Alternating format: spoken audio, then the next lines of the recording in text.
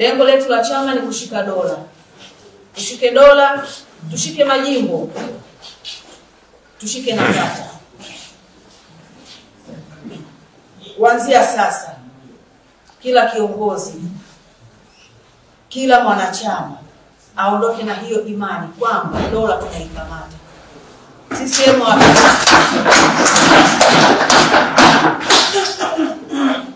hatuiogopi CCM kwa sababu nchi yetu ina katiba. Tutashiriki uchaguzi na uchaguzi utafanyika. Tutashika majimbo.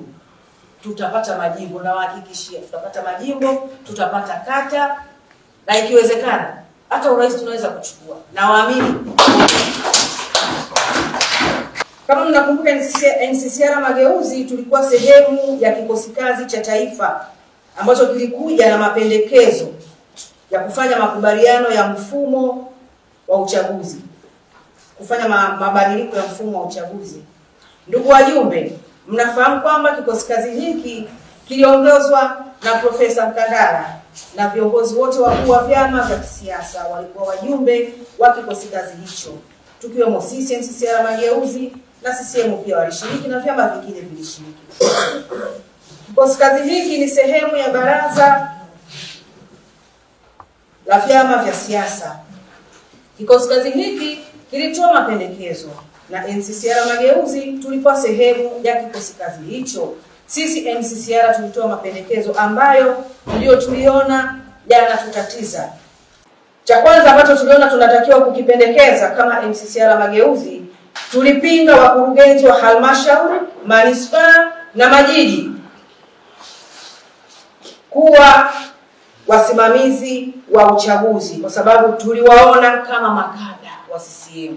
Hatuwezi kuwapa nafasi hiyo.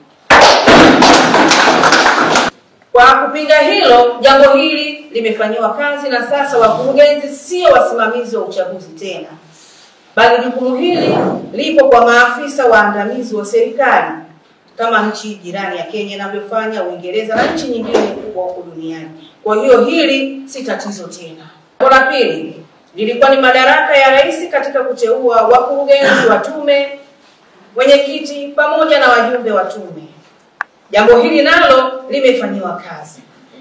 Kuanzia sasa, jambo hili lipo kamati maalum ya uteuzi inayoongozwa na Jaji Mkuu wa Jamhuri ya Muungano na Jaji Mkuu wa Zanzibar, ambao hili pia sisi kama NCCR Mageuzi tuliliwasilisha kwenye kikosi kazi hicho na limefanywa kazi.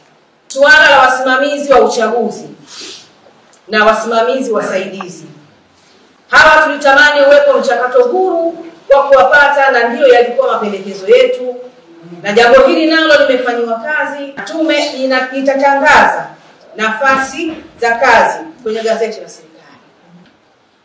Sasa ndugu zangu, kwa hayo yote tuliyoyawasilisha na yameshafanywa kazi, kwa nini tusiende kwenye uchaguzi?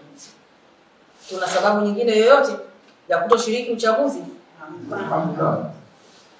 Sisi tunaenda kwenye uchaguzi na tayari tumeshapata mgombea wa urais na mgombea mwenza, na wote tunafahamu kwamba wako vizuri, wanauzika. Na tusiogope CCM. Tusiogope CCM. Hawatusumbui hao, tunawamudu. Hakuna kuogopa mikiki yao, hakuna kuogopa chochote. Hawatusumbui, narudia tena, tunawamudu. Kwa tutashiriki uchaguzi na tutawaangusha.